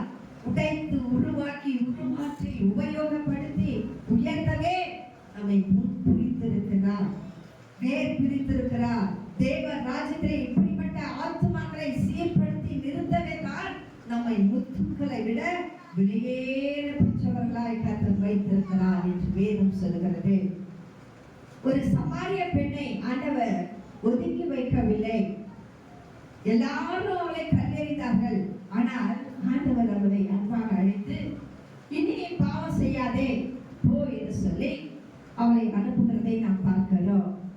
உமன்ஸ் டே என்றாலே பாவத்திலே சிக்கி இருக்கும் பெண்களை தூக்கி எடுத்து ஆவிக்குரிய பெண்களாய் மாற்றுவதுதான் உமன்ஸ் டே. அதுதான் ஆவிக்குரிய பொறுப்பை கர்த்தர் நமக்கு கொடுத்திருக்கிறார். ஆகவே எனக்கு பிரியமுள்ள தெய்வ ஜனமே, கீழ்ப்படுகிற பெண்கள் விலையேற பெற்றவர்கள், கற்புள்ள பெண்கள் விலையேற பெற்றவர்கள். 3 பேதுரு 3ஆம் வசனம் 4ஆம் வசனத்தை வாசிப்போமா? 1 பேதுரு 3ஆம் அதிகாரம் 3ஆம் வசனம் 4ஆம் வசனத்தை வாசிப்போம். மயிரின் பின்னி பொன் ஆபரணங்களை அணிந்து உயர்ந்த வஸ்திரங்களை உடுத்திக் கொள்ளுதலாகிய புறம்பான அலங்கரிப்பு உங்களுக்கு அலங்காரமாய் இராமல் அழியாத அலங்கரிப்பாய் இருக்கிற சாந்தமும் அமைதலும் உள்ள ஆவியாகிய இருதயத்தில் மறைத்திருக்கிற குணமே உங்களுக்கு அலங்காரமாய் இருக்க கடவுளே. அதுவே தேங்க்யூமா. இப்போ ஆண்டவர் சொல்றாரு, கீழ்ப்படுகிற பெண்கள் விலையேற பெற்றவர்கள், கற்புள்ள பெண்கள் விலையேற பெற்றவர்கள். 3வது அவர்களுடைய அடையாளங்களை சொல்றார். உன்னுடைய அலங்கரிப்பு, உன்னுடைய குணம், உன்னுடைய குணம் இன்டர்னல். இவ்வளவு நேரம் நம்முடைய எக்ஸ்டர்னல பார்த்தோம், இன்டர்னலையும் ஆண்டவர் சொல்றாரு நீ எப்படி இருக்கணும் அலங்கரிக்கப்பட்டு என்று. எனக்கு பிரியமுள்ள தேவ ஜனமே, மயிரை பின்னி பொன் ஆபரணங்களை அணிந்து உயர்ந்த வஸ்திரங்களை உடுத்திக் கொள்ளுதலாகிய புறமான அலங்கரிப்பு உங்களுக்கு அலங்காரமாயிராமல் அழியாத அலங்கரிப்பாய் இருக்கிற என்ன இருக்கணும்? சாந்தமும் அமைதியும் உள்ள ஆவியாக இருதயத்திலே மறைந்திருக்கிற குணமே உங்களுக்கு அலங்காரமாய் இருக்க வேண்டும் என்று சொல்லி, அதுவே தேவனுடைய பார்வையில் என்னவா? விலையேற பெற்றதான். விலையேற பெற்றனுடைய அலங்காரம் எது தெரியுமா? உள்ளான அலங்காரம் உள்ள பெண்கள் விலையேற பெற்றவர்கள். உள்ளான அலங்காரம், வெளியான அலங்காரம் எது முதல்லன்னு நீங்க முதல்ல தெரிஞ்சுக்கணும். எப்படி உடுத்தணும், எப்படி உடுத்தக்கூடாது, உடை எதற்கு கொடுக்கப்படுகிறது, சரீரத்தை மறைக்க கலாச்சாரத்திற்கு ஏற்றபடி உங்கள் பிள்ளைகளுக்கு நீங்கள் ட்ரெஸ்ஸை வாங்கி கொடுக்கணும். ஆலயத்திற்கு வர்ற பொழுது பிள்ளைகளுக்கு கலாச்சாரத்தை கற்றுக் கொடுத்து பிள்ளைகளை அழைத்து வர வேண்டும். ஆலயத்திற்கு வரும்போது ஆலயத்தில் வந்து நிற்கிறோம், தேவ பக்தி உள்ளவர்களாய் வந்து நிற்க வேண்டும். தேவனுக்கு கீழ்ப்படுகிறவர்களாய் வந்து ஆலயத்தில் நிற்க வேண்டும். ஆடை எதற்கு கொடுக்கப்படுகிறது? உன் சரீரம் மறைப்பதற்காக. ஜீன்ஸ் பேண்ட் போட்டுக்கன்னு தேவையில்லாத ஒரு டிஷர்ட்டை போட்டு உன் உடைய போடு, அனுகூலமா போட்டுட்டு வராங்க. மற்றவங்க பார்க்கிற பார்வையிலே நீ போட்டு வரக்கூடாது. உன்னுடைய குணம், உன்னுடைய இன்டர்னல் குணத்தை வெளி தோற்றத்துல பார்க்கும் போதே அவங்களுக்கு தெரியும். எனக்கு பிரியமுள்ள தெய்வச்சனமே, சரீரத்தை மறைக்க கலாச்சாரத்துக்கு ஏற்றபடி உங்கள் பிள்ளைகளுக்கு கூட கற்றுக் கொடுக்கணும். உடம்பை மறைப்பதற்கு தான் உடையை உதாரணம். கர்த்தர் அதை தேவையில்லாத உடைகளை கர்த்தர் வெறுக்கிறார். வாசியுங்கள் நீதிமொழிகள் 31:25. நீதிமொழிகள் 31:25. அவள் உடை பலமும் அலங்காரமாய் இருக்கிறது. வருங்காலத்தை பற்றியோ மகிழ்கிறார். அலங்கரிப்பு தப்புல. தேவ பக்தி உள்ளவர்கள் அலங்கரியுங்கள் என்று வேதம் சொல்கிறது. அப்படியானால் உங்களுடைய அலங்கரிப்பு எப்படி இருக்கணும்? மற்றவருடைய இடர பண்ற மாதிரி உடை அணிந்தால் நீ தேவ பக்திக்கு உள்ளவர் இல்லை. உங்கள் அலங்காரம் தேவ பக்திக்குரிய அலங்காரமான ட்ரெஸ் நீங்க போடணும். ஃபர்ஸ்ட் ஃபோக்கஸ் பண்றாரு, எதை பண்றாரு? எக்ஸ்டர்னல் பண்றாரு. ரெண்டாவது ஃபோக்கஸ் எதை பண்றாரு? இன்டர்னல் பண்றாரு. உள்ளான விலையேற பெற்ற ஸ்திரீயை குறித்து இப்போது வெளியே இருக்கிற ஸ்திரீயை குறித்து அவர் சொல்லுகிறார். ஒரு திருமணத்துக்கு சென்றிருந்தேன். அந்த திருமணத்திலே அந்த பெண் அழகான ஆடை அணிந்திருந்தார். அழகான அந்த ஃப்ராக் போட்டிருந்தார். அந்த திருமணம் கணவரும் மனைவியும் முடித்துவிட்டு இருவருமே கையெழுத்து போட்டுவிட்டு அவர்கள் திரும்புகிறார்கள். அவர்கள் திரும்பினதுமே அங்கே இருக்கிற எல்லாருடைய கண்களும் எங்க இருந்தது? அந்த பெண் மீது இருந்தது. அந்த பெண்ணுடைய உடையும் ஆடை மீதும் சரீரத்தின் மீதும் அவருடைய கண்கள் புதிக்கப்பட்டிருந்தது. உங்க பெண்களுக்கு, உங்களுடைய பிள்ளைகளுக்கு திருமணம் வருகிறது என்றால், திருமணம் வரும்பொழுது வாலிப பிள்ளைகளை, அம்மா எனக்கு இந்த ட்ரெஸ் எடு, அந்த ட்ரெஸ் எடு, இது எடு, அது எடு, எனக்கு இப்படிதான் இருக்கணும், ஃப்ராக் அப்படிதான் இருக்கணும், எல்லாம் வாங்கிக்கணுங்க. ஆனா கரெக்டா ஃபிட்னஸா இருக்கிற ட்ரெஸ்ஸை வாங்கி கொடுத்து நீங்க அலங்கரிக்க வேண்டும். எனக்கு பிரியமுள்ள தெய்வச்சனமே, நீங்க உங்களுக்குள்ளே நீங்கள் சற்று அலசி பாருங்கள். நம்ம வீட்டில் என்ன பண்றோம்? கத்துறோம். பெண்கள் என்ன செய்யணும்? பிள்ளைங்க சரியான நடக்கையில நடக்கலைன்னா, பிள்ளைங்க தவறான வழியில போயிட்டாங்கன்னு, சொல்ற பேச்சு கேட்கலன்னா என்ன பண்றோம்? பிள்ளைகளை பார்த்து கத்துறோம். ஏன்னா இப்படி ஒழுங்கையா நடக்கிற நீ அப்படின்னு சொல்லி நம்ம செய்யறோம். ஆனா இது எல்லாத்துக்கும் மேல நமக்கு சாந்தமும் அமைதியும் உள்ள ஆவியை ஆண்டவர் தருகிறார். பரிசுத்த உள்ள ஆவியா இருக்கிற தேவன் தருவது இது. இதை நீங்கள் உள்ளே வாங்கிவிட்டால் என்னத்தான் உங்க வாழ்க்கையில அலை மோதினாலும், புயல் அடித்தாலும், தரை புரண்டே ஓடினாலும் நீங்கள் எப்படி இருப்பீங்களா? சாந்தமா இருப்பீங்களா? எப்படி இருப்பீங்க? சாந்தமா இருப்பீங்க. உங்களுக்கு நன்மை செய்துட்டு போவாங்க, தீமையை செய்வாங்க. அப்போ உங்களுக்கு என்ன வரும்? கோபம் வரும். கோபம் சரி, ஆண்டவர் பார்த்துப்பாரு. சாந்தத்தை ஆவியாளர் என்ன பண்ணுது? உள்ள உனக்குள்ளே அவர் அடக்குவாரு. அந்த சாந்தமும் அமைதியும் உனக்குள்ளே வழி நடத்துவாரு. தாய்க்கு விரோதமாக பிள்ளைகள் தவறு செய்யும் பொழுது எரிச்சல், கோபம், வெறுப்பு, ஏண்டா இப்படி செய்த, ஏண்டா ஏண்டி இப்படி செய்த என்று. ஆனா உள்ளே ஒரு பரிசுத்த ஆவி இருக்கு. அது சாந்தமாய் இருந்தா, நாம் கோபப்பட்டாலும் எரிச்சல் அடைந்தாலும் வெறுப்பு வந்தாலும் அது சாந்தமாக இருக்க வைக்குமா. குடும்பமே சொல்லும், அவர்கள் திட்டுவாங்க, ஆனா கண்டிப்பா அடுத்த செகண்டு அதை மறந்துட்டு சாந்தமா அன்பா இருப்பாங்க. அது சாட்சி என் பின்னாடி இருக்கிற என்னுடைய குழுக்கள் உண்டு. சில தவறு பண்ணுவாங்க இந்த குழுக்கள்ல. அதை தவறு பண்ணும்போது நான் திட்டுவேன், பேச மாட்டேன், திட்டுவேன். பயங்கரமா அழுவாங்க, திட்டிட்டு போயிடுவாங்க. அடுத்த போயிட்டு வீட்டுக்கு போயிட்டு ஒரு ஃபோன் அடிச்சா அப்போ கோவமா தான் இருப்பேன், ஆனா சாந்தமா அமைதியா இருப்பேன். என் மகன் சொன்னா, அவங்ககிட்ட மம்மி அப்படிதான் திட்டுவாங்க, நீங்க தப்பு செய்தீங்கல்ல அதனால தான் திட்டினாங்க, திரும்பி போய் அவங்க முன்னாடி வந்து நில்லுங்க, அவங்க கிட்ட ஒரு சாரி கேளுங்க, அவங்க சரியாயிடுவாங்க. வந்தாங்க, சாரி கேட்டாங்க, மம்மி சரியாயிட்டேன். ஏன்? உள்ளே இருக்கிற ஆவியானவர் அமைதியை கொடுத்தார், சாந்தத்தை கடைபிடிக்க வைத்தார். எனக்கு பிரியமுள்ள தெய்வசனமே, சாந்தமாக அன்பாக இருங்க, அன்பா பேசுங்க. தேவனும் இந்த இன்டர்னல் உள்ளான அலங்காரத்தை தான் எதிர்பார்க்கிறார். ஒரு சில பெண்கள் சொல்வார்கள், உள்ளான அலங்காரமே போதும், எனக்கு வெளியான அலங்காரம் தேவையில்லை. என்னை யார் பார்ப்பாங்க சிஸ்டர், என்னை யார் பார்ப்பாங்க சிஸ்டர்?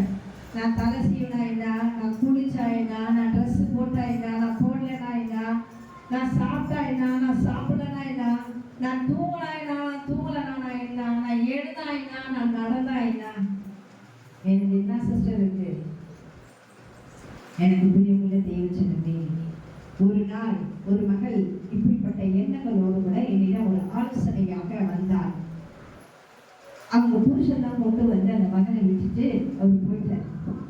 அவர் எப்படி இருந்தாருன்னா ஹேண்ட்ஸமா இருந்தார். இந்த பெண் எப்படி இருந்தா தெரியுமா?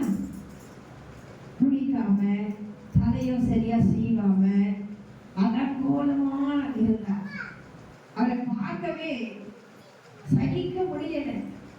அவகிட்ட நெருங்க போனது கூட துர்நாற்றம். எனக்கு பிரியமுள்ள தேவச்சனமே, அந்த பெண்மணி சொன்னா, என் கணவர் என்னை நேசிக்க மாட்டார் சிஸ்டர், என் கணவர் என்னை திருப்பி கூட பார்க்க மாட்டாரு சிஸ்டர்.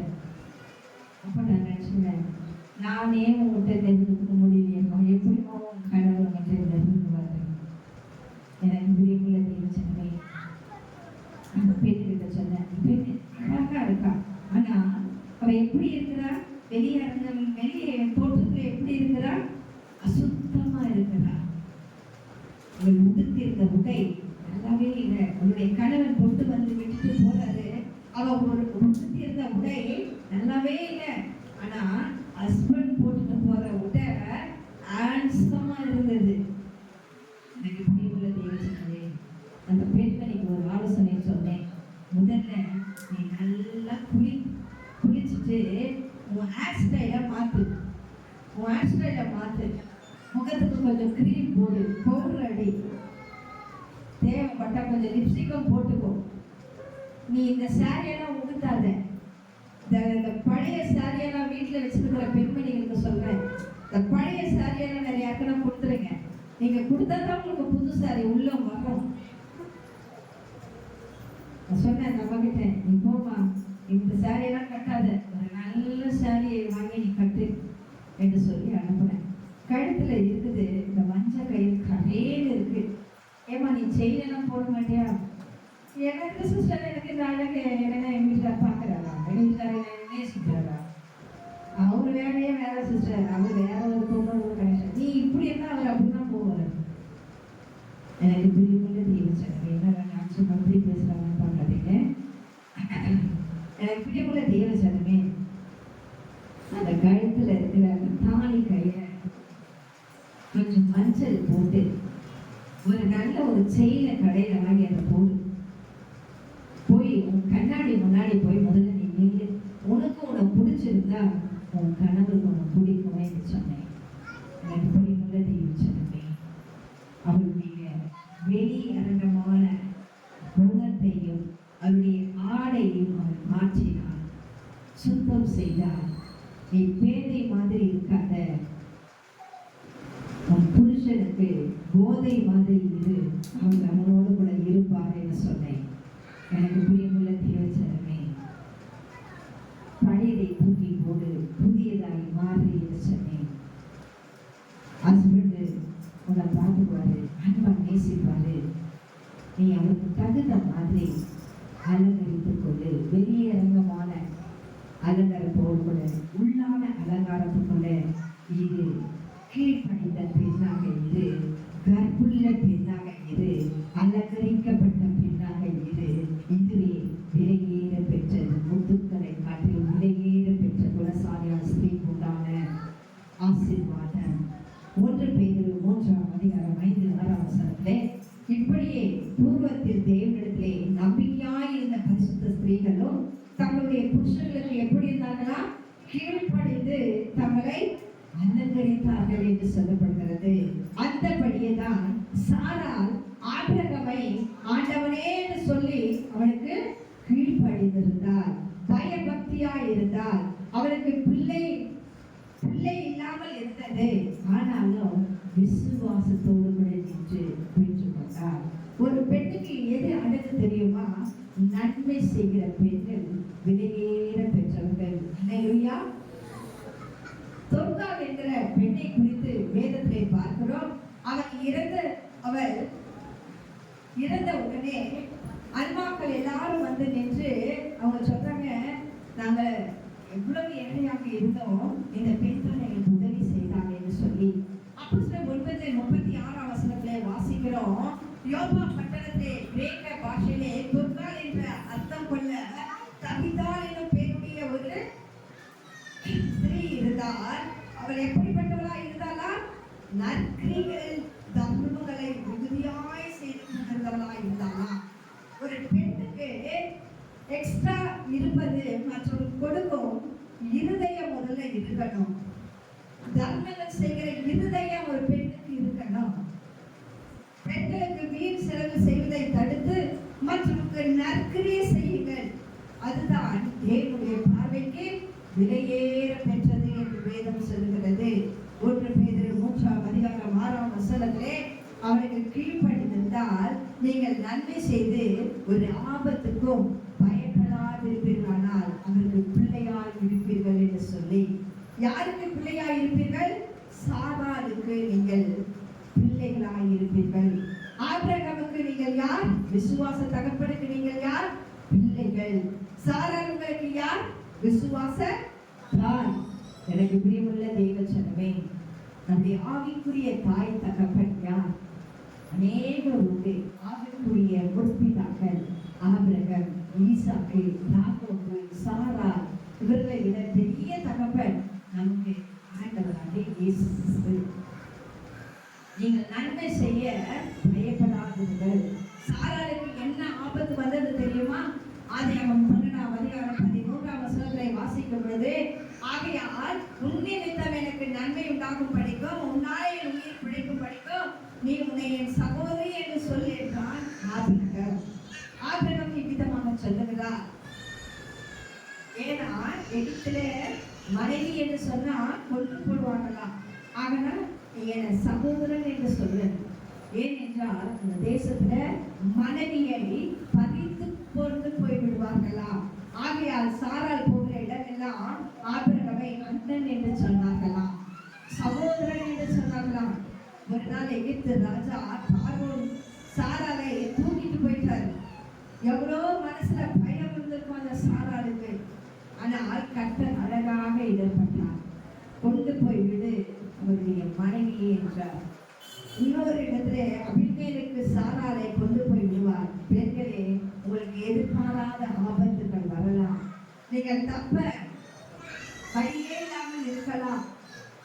அபத்தமாய் உங்களை பேரை துணுக்கி போடலாம். இன்றைக்கு நான் உங்களுக்கு ஒன்று சொல்லுகிறேன். நீங்கள் நன்மை செய்து ஒரு ஆபத்துக்கும் பயப்படாமல், என்ன வந்தாலும் பயப்படாமல் இருங்க. யூத சரித்திரம் இப்படிதான் சொல்கிறது, விசுவாச பெண்கள் விலையேற பெற்றவர்கள். சாரா ஈசாக்கை ஆபிரகாமோடு கூட அனுப்புகிறார்கள் மோரியா மலைக்கு. தன் ஒரே ஒரு மகன், எத்தனை வருஷம் காத்திருந்து பெற்றிருந்த ஒரு மகன், அவனை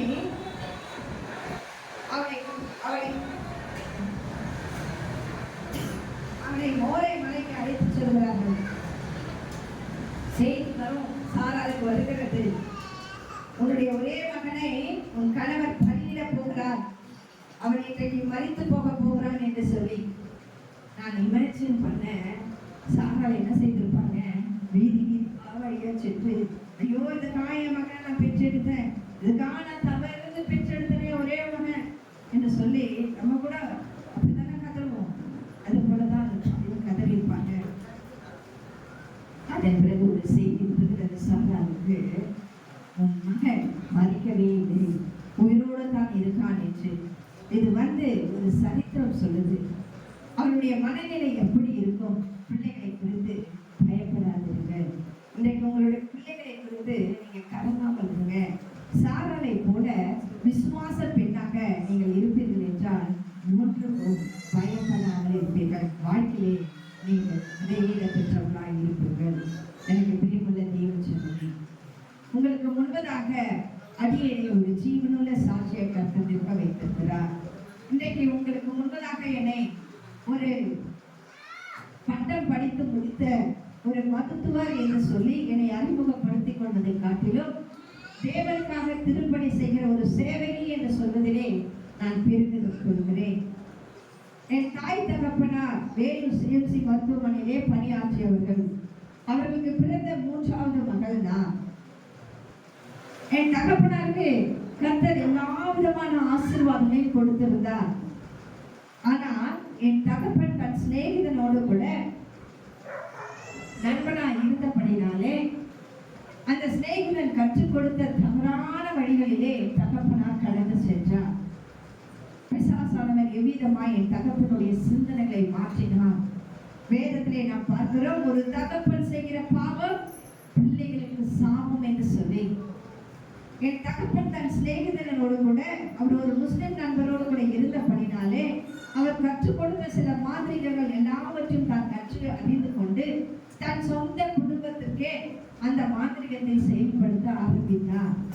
தகப்பன் செய்த பாவம் பிள்ளைகளுக்கு சாபம் என்று சொல்லி நாம் பார்க்கிறோம். எனக்கு பிரியமுள்ள தேவச்சனமே, என் தகப்பன் செய்த பாவத்தினாலே சடுதியாய் என் தாயார் மறித்து போய்விட்டார்கள். நான் 2ஆம் கிளாஸ் படிக்கும் பொழுது சடுதியாய் என் தாயார் மறித்து விட்டார்கள். என் மூத்த சகோதரிக்கு திருமண வயது வரும் பொழுது சடுதியாய் அந்த மகள் பைத்தியக்காரியாக மாறிவிட்டார். இளைய சகோதரி விக்கிரங்களை ஆராதிக்கிற பூஜிக்கிற மகனோடு கூட கடந்து சென்று திருமணம் செய்து கொண்டார். எனக்கு இருந்தது ஒரே ஒரு சகோதரன். தாய்க்கு தாயாக, தகப்பனுக்கு தகப்பனாக அந்த மகனை MBA வரைக்கும் படித்து முன்னுக்கு கொண்டு வந்தேன். ஆனால் தகப்பன் செய்த பாவம் பிள்ளைகளுக்கு சாபம். சடுதியாய் என் சகோதரன் மறித்து போய்விட்டார். ஆயினும் அந்த நாளிலிருந்து இந்த நாள் வரையிலும் ஆண்டவராகிய இயேசு கிறிஸ்துவை அடியேன் சார்ந்திருப்பதினாலே அடியேன் இருப்பதும் நிர்மூலமாகாதிருப்பதும் அவருடைய சுத்த கிருபை மாத்திரமே. அல்லேலூயா. எனக்கு பிரியமுள்ள தேவச்சனமே, பட்டம் படித்து முடித்தேன், மருத்துவமனையிலே பணியாற்றினேன். எனக்கு திருமணமானது. என் கணவர் ஒரு காலேஜ் ப்ரொஃபஸர். எனக்கு 2 ஆண் பிள்ளைகள், ட்வின்ஸ். ஒரு மகள் இருக்கிறார். மூத்த மகன் MGM அண்ணா நகர் MGM மருத்துவமனையில கார்டியோ ஸ்பெஷலிஸ்ட் டாக்டராக இருக்கிறார். இளைய மகன் UK அனிதிஷா டிபார்ட்மெண்ட்ல மருத்துவராக இருக்கிறார். என்னுடைய மகள் இருதயத்திற்காக படித்து முடித்துவிட்டு பணியாற்ற காத்து கொண்டிருக்கிறார். என்னுடைய குடும்பம் ஒரு மருத்துவ குடும்பம். எனக்கு பிரியமுள்ள தேவச்சனமே, ஒரு தகப்பன் செய்த பாவம். என்னுடைய வேலையை நான் முடித்துவிட்டு என் அறைக்குள்ளே அந்தரங்கத்திலே படுக்கையிலே இருக்கும் பொழுது என் அறைக்கதவு தட்டப்படுகிற சத்தத்தை கேட்டு அறைக்கதவை திறந்தேன். என் தகப்பனார் என்னை வெளியே வா என்று சொல்லி என்னை வெளியே அமர வைத்தார். எனக்கு முன்பதாக சில செப்பு தமிழ்கள் எல்லாவற்றையும் எனக்கு முன்பதாக வைத்தார். என் தகப்பனாரை பார்த்து கேட்க ஆரம்பித்தேன், இது என்ன டாடி என்று சொல்லி. என் தகப்பனார் சொன்னார், கணவன் மனைவி பிள்ளைகளை பிரிப்பது எவ்விதம் என்று சொல்லி, இப்போது நான் சில மந்திரங்களை செயல்படுத்த போகிறேன். இது சக்சஸ்ஃபுல்லாக ஆனால் இது வெளியே இருக்கிற மனுஷர்களுக்கு செயல்படுத்தி இதன் மூலமாக நான் நிறைய பணங்களை சம்பாதிப்பேன், இதன் மூலமாக என்னுடைய பேர் உலகமெங்கும் பிரபலமாகும் என்று சொல்லி அவருடைய எண்ணங்கள் இருதயங்களில் காணப்பட்ட வார்த்தைகளை என்னோடு கூட சொன்னார். தாயில்லாத மகனாய் என்று கொண்டிருந்தேன். தாயுடைய அன்பு என்றால் என்ன என்று எனக்கு தெரியாது. When I am studying in second standard, நான் 2ஆம் கிளாஸ் படிக்கும் பொழுதே என் தாயை மறித்து போய்விட்டார்கள். அந்த 2ஆம் கிளாஸ் படிக்கும் பொழுதே என் தாயை மறித்து போனாலும், தாயை தகப்பனை கைவிட்டாலும் என் இயேசு ஒருபோதும் என்னை கைவிடவில்லை. எனக்கு பிரியமுள்ள தேவச்சனமே, என் வாழ்க்கையிலே என் தகப்பனார் அப்படிப்பட்ட மாதிரிகளை எனக்கு முன்பாக வைக்கும் பொழுது பயந்தேன், நடுங்கினேன், கலங்கினேன். தாய் இருந்தால் ஓடி சென்று கதறியிருப்பேன். என் வாழ்க்கை பறிபோக விடாதீர்கள் என்று சொல்லி தாய் இல்லாத பிள்ளையாக இருந்தேன். ஓடி சென்று அரைக்கதவை பூட்டினேன், கதறேன்.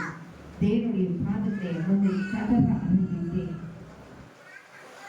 3 மணி நேரம் அவருடைய பாதத்தை பிடித்துக் கொண்டு கதற ஆரம்பித்தேன். அந்நாளின் கண்ணீரை கண்ட தேவன், ஆகாரின் பெருமூச்சின் சத்தத்தை கேட்ட தேவன் அடியனுடைய கண்ணீரை கண்டார், பெருமூச்சின் சத்தத்தை கேட்டார். கர்த்தர் சொன்னார், மகளே, இந்த எகிப்து தேசத்தை விட்டு நீ புறப்பட்டு போய் என்று சொன்னார். அவர் சொன்ன அந்த ஒரு வார்த்தைக்கு அடியேன் செவி சாய்த்தேன். என் வேலையை ராஜமா செய்துவிட்டு என் தகப்பன் வீட்டை விட்டு வெளியேற என் கணவனுக்கு அழைத்தேன். என் கணவர் வந்தால் ஏன் எதற்கு என்று கேட்கவில்லை. கர்த்தர் எதை சொன்னாரோ அதை செய்வோம் என்று சொல்லி விரைந்து வா என்று சொல்லி என் 2 பிள்ளைகளை அழைத்துக் கொண்டு என் தகப்பன் வீட்டை விட்டு என்னை வெளியே கொண்டு வந்தார்.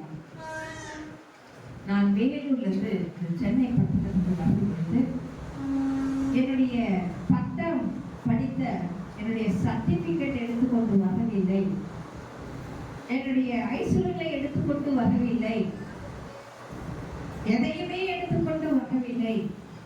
பயமும் நடுக்கமும் கலக்கமும் மாத்திரமே இருதயத்திலே காணப்பட்டது. என் பிள்ளைகள் 20 ட்வின்ஸ், எல்கேஜி படிக்கிற பிள்ளைகள். அந்த பிள்ளைகளை சுமந்து கொண்டு இந்த சென்னை பட்டணத்துக்கு வரும்பொழுது வெறும் கையோடு கூட வந்தேன். எனக்கு பிரியமுள்ள தேவச்சனமே, நடக்க முடியாத பிரயாணத்திலே நாங்கள் 20 நடந்து வந்த பிள்ளைகளை சுமந்து கொண்டு பட்டமோ அழகோ அந்தஸ்தோ ஒரு மனுஷனை உயர்த்துவதில்லை, அவருடைய சுத்த கிருபை மாத்திரமே ஒரு மனுஷனை உயர்த்துகிறது. அந்த முட்கள் மீது நடந்து வந்த என்னுடைய வாழ்க்கையிலே என் 2 பிள்ளைகளும், மம்மி தாகமாய் இருக்கிறது, அட்லீஸ்ட் தண்ணீராவது வாங்கி கொடுங்கள் என்று கேட்ட பொழுது ஒரு பிள்ளையுடைய தாகத்தை கூட தீர்க்க முடியாத ஒரு பட்டதாரியான மருத்துவராய் நான் இருந்தேன். என் கணவர் பட்டத்தையும் அந்தஸ்தையும் குப்பையேற்று உதறி தள்ளிவிட்டு வழிபோக்கர்களை பிச்சை கேட்டு என் பிள்ளைகளுக்கு தண்ணீர் வாங்கி கொடுத்த நாட்களின் வாழ்க்கையை உண்டு. ஆயினும் என்னை அழைத்த தேவன் உண்மை உள்ள தேவன், மரண பரியந்தம் அவர் என்னோடு கூட வீற்றிருக்கிற தேவன் என்று விசுவாசத்தின் கேடகத்தை அடைந்து கொண்டு பிரயாணம் பண்ண ஆரம்பித்தேன். உறவுக்காரர்கள் வீட்டுக்கு அடைக்கலம் போகுதேன். எத்தனை நாட்கள் உறவுக்காரர்கள் நமக்கு அடைக்கலம் கொடுக்க முடியும்? உறவுக்காரர்கள் என் கணவருக்கு அந்த தேசத்திலே சென்னை பட்டணத்திலே எம்பி மூலமாக, கவுன்சிலர் மூலமாக, எம்எல்ஏ மூலமாக என் கணவருக்கு ஒரு வேலை கிடைத்தது. என் பிள்ளைகளை பள்ளிக்கூடத்திலே அவர்கள் கண்களிலே தயவு கிடைத்து பள்ளிக்கூடத்திலே சேர்க்க ஆரம்பித்தார்கள். அன்று என் உறவுக்காரர்கள் என் தகப்பன் வீட்டிலே போய் ஐஸ்வர்யங்களை எடுத்துக்கொண்டு வராவிட்டால் என் வீட்டிலே உனக்கு இடமில்லை, வீதியிலே போ என்று சொல்லி வீதியிலே தள்ளினார்கள். முகத்தெரியாத இந்த தேசத்திலே, முகத்தெரியாத இந்த பட்டணத்திலே வீதியிலே தள்ளப்பட்ட மகளாய் நின்று அன்று சூரிய பதிலும் ஒத்தாசிகள் பர்வதத்துக்கு நேராக கண்களை ஏறெடுத்தேன்.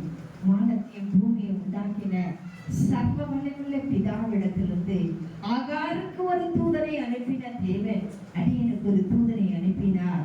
ஒரு சகோதரி வந்து என் அருகாமையிலே, நீங்க யாரை ஏன் இங்க நின்று இப்படி அழுகுறீங்க, உங்களுக்கு என்ன ஆச்சு என்று கேட்க நடந்ததை சொன்னேன். அந்த சகோதரி சொன்னாங்க, எங்க வீட்டுக்கு வாங்க, கர்த்தர் எப்பொழுது உங்களை ஆசீர்வதிக்கிறாரோ அப்போ எங்களுக்கு எதையாவது கொடுத்து உதவுங்கள் என்று சொல்லி அவங்க வீட்டுக்கு அழைத்தார்கள். அவங்க வீட்டுக்கு கடந்து போனேன். எனக்கு பிரியமுள்ள தெய்வ சொன்னமே, வேலைக்கு போயிருந்த கணவரையும் பள்ளிக்கூடத்துக்கு போயிருந்த என் பிள்ளைகளையும் அவர்கள் அழைத்து வந்தார்கள். என் கணவர் நல்லது என்ன என்று கேட்க சம்பவித்ததை சொன்னேன். என் கணவர் அநேக வார்த்தைகளை என்னை ஆறுதல் படுத்தும்படியாக கூறினார். ஆனால் என் இருதயம் கலங்கி கொண்டிருந்தது.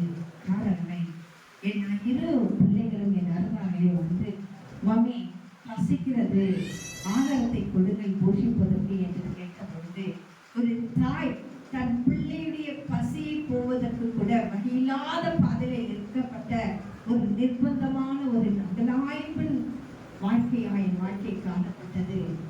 என் இரு பிள்ளைகளையும் என் மார்போடு அணைத்துக் கொண்டு பசியை தீர்க்க முடியாத ஒரு வனாந்தரத்திலே நின்று கொண்டிருந்தேன். தாரை தாரையா என் கண்களிலே கண்ணீர் படித்துக் கொண்டிருந்தது.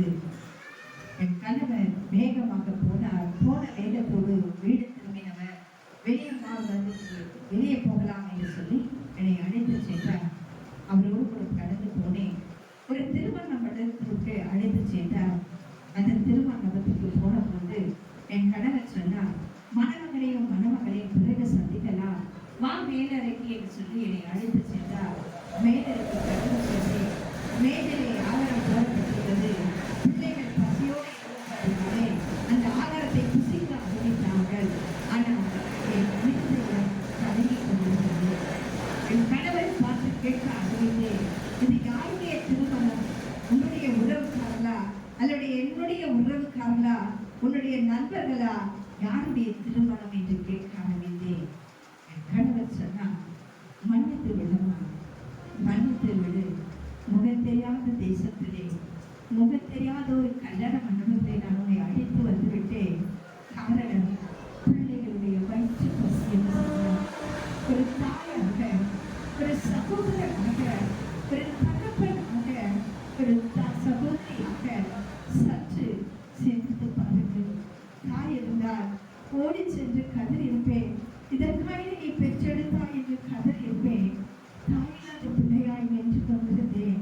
அடுத்த வேலைக்கு ஆகாரத்திற்கு வழியில்லாத ஒரு வனாந்தரம், பட்டம் இருந்தும், பெற்றவர்கள் இருந்தும், கூட பிறந்தவர்கள் இருந்தும், அந்தஸ்து இருந்தும், எல்லாம் இருந்தும் இல்லை என்பது நிர்பந்தத்தை நின்று கொண்டிருந்தேன். அடுத்த வேலைக்கு ஆகாரத்துக்கு வழி இல்லை. என் பிள்ளைகள் அந்த திருமண மண்டபத்திலே ஆகாரத்தை புசித்தார்கள். அன்று இரவு ஆண்டவருடைய பாதத்திலே அமர்ந்து கதற ஆரம்பித்தேன். 5 மணி நேரம் போராடினேன். யாக்கோபை போல என்னை நீர் ஆசீர்வதித்தால் ஒழிய உங்களை போக விடேன் என்று சொல்லி அவருடைய பாதத்தை திருங்க பிடித்தேன். யாபேசின் சிரசில் இருந்த சாபத்தை ஆசீர்வாதமாய் மாற்றினது நீர் என்றார். எங்கள் குடும்ப வாழ்க்கையில் இருக்கிற சாபத்தை ஆசீர்வாதமாய் மாற்றும் என்று கதற ஆரம்பித்தேன். 5 மணி நேரம் அன்னாலை போல கண்ணீர் வடித்தேன். ஆகாரை போல பெருமுசலோடு கூட கதறினேன். 5 மணி நேரம் கழித்து அன்னாலின் கண்ணீரை கண்ட தேவன், ஆகாரின் சத்தத்தை கேட்ட தேவன் அடியனுடைய கண்ணீரை கண்டார். அடியனுடைய பெருமூச்சின் சத்தத்தை கேட்டார். கர்த்தர் சொன்னார், மகளே, உன்னை அநாதி சிநேகித்தினால் உன்னை நான் சிநேகிக்கிறேன், காரணத்தினால் உன்னை இழுத்து முடி அரவணைக்கிறேன். நீ விலையின்றி விற்கப்பட்ட பிள்ளை, பணமின்றி விற்கப்பட்ட என் சனம் என்று சொல்லி தம்முடைய முத்திரையை என் மீது வைத்தார். எனக்கு பிரியமுள்ள சொன்னேன், எந்த ஆகாரத்துக்கு பதிலாக வராதவர்களை நான் கடந்து வந்தேனோ, இன்றைக்கு மற்றவர்களுக்கு போஷிக்கும் அளவுக்கு கர்த்தர் அடியனை ஆசீர்வதித்திருக்கிறார். கர்த்தர்களை தட்டி அவருடைய நாமத்தை மகிமைப்படுத்துகிறேன்.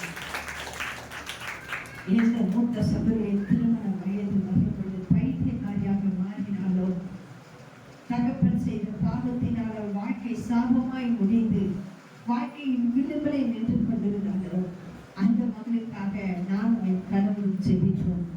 வேதத்தை நாம் பார்க்கிறோம். பவுலும் சீலாவும் ஜெபிக்கும்போது சிறையிருப்பு மாறின கட்டுகள் உடைந்தன என்று சொல்லி எங்களுடைய ஜெபத்தை கர்த்தர் கேட்டார். அந்த மகளுடைய கட்டுகளை உடைத்தார். மருத்துவர்களால் கூடாத காரியம் என் தேவனால் கூடும். இன்றைக்கு திருமணமாகி அந்த மகளுக்கு 3 கர்ப்பத்தின் கருத்தை கர்த்தர் கொடுத்து ஒமன் என்கிற மஸ்கட் தேசத்திலே வாழ வைத்திருக்கிறார். இளைய சகோதரி விக்கிரங்களை பூஜிக்கிற மகனோடு கூட கடந்து சென்று திருமணம் செய்து கொண்டார். அந்த மகளுக்காக ஜெபிஜே கர்த்தர் அடியனுடைய ஜெபத்தை கேட்டார். இன்றைக்கு அந்த மகளையும் ரட்சிப்பை பாத்திரமாய் கர்த்தர் வைத்திருக்கிறார். எனக்கு பிரியமுள்ள தெய்வ ஜனமே, தாயுடைய அன்பு, தகப்பனுடைய அன்பு, சகோதரர்களுடைய அன்பு என்னவென்று தெரியாத வாழ்ந்தது என்னுடைய வாழ்க்கையிலே போகிற இடங்களெல்லாம் ஆவிக்குரிய உங்களை போல தாயை தகப்பனை, ஆவிக்குரிய சகோதர சகோதரிகளுடைய அன்பையும் தேவ அன்பையும் என் மீது ஊற்றி என்னை வெளிநடத்துகிறார். ஒரு மருத்துவ டாக்டரே என் வேலையாய் யார் போவான் என்று கேட்ட அவருடைய சகோதரி, உன்னுடைய வேலையாய் நான் போவேன் என்று ஒப்புக் கொடுத்து இன்றைக்கு நான் போய் கொண்டிருக்கிறேன். நீங்க என்னை ஒரு மருத்துவரா பார்க்கணும்னா 500 ரூபாய் அப்பாயின்மெண்ட் கட்டி என்னை என்னுடைய ரூம்ல பார்க்க முடியும். ஆனால் எனக்கு பிரியமுள்ள தெய்வ ஜனமே, அந்த ரூமுக்குள்ள வரும் பொழுதுதான் இன்னார் இந்த டாக்டருடைய பெயர் என்பதை நீங்கள் அறிந்து கொள்ள முடியும். ஆனால் இந்த வேதத்தை சுமந்து நாம் கடந்து போவோம் என்றால், அந்த சிலுவையின் பாடுகளோடு கூட நாம் கடந்து போவோம் என்றால், நம்முடைய பேரை உலகமெங்கும் பெருமைப்படுத்துகிற தேவன் அவர் ஒருவரே. வாதாக்காமல் தலையாக்குகிறவர், கீழாக்காமல் மேலாக்குகிறவர் அவர் ஒருவர் மாத்திரமே. எனக்கு பிரியமுள்ள தேவ ஜனமே, முத்துக்களை காட்டிலும் நீ விலையேற பெற்றவன் என்பதை மறந்து விடாதே. தேவனுக்கு பயப்படுகிற பயம் உனக்குள் இருப்பதாக, தேவனுக்கு கீழ்ப்படுகிற கீழ்ப்படிதல் உனக்குள் இருப்பதாக, புருஷனுக்கு கீழ்ப்படுகிற கீழ்ப்படிதல், கிறிஸ்து எனும் புருஷனுக்கு கீழ்ப்படுகிற கீழ்ப்படிதல் உனக்குள்ளே இருப்பதாக, கற்புள்ள மனைவியாக, கற்புள்ள பெண்மணியாக நீ இந்த பூமியிலே வாழ்வாயாக. நீ விலையேற பெற்ற முத்துக்களை காட்டிலும் விலையேற பெற்றவர்களாய் விசுவாசத்திலே சாராளின் விசுவாசத்தின் தகப்பனாக, சாராளுக்கு மகளாக, புதல்வியாக இந்த பூமியிலே விலையேற பெற்றவராக நின்று வாழ்ந்து சரித்திரம் படை. கண்களை மூடி தேவனை நோக்கி நாம் ஜெபிப்போமாக. கருத்தை கொடுக்கிறேன்.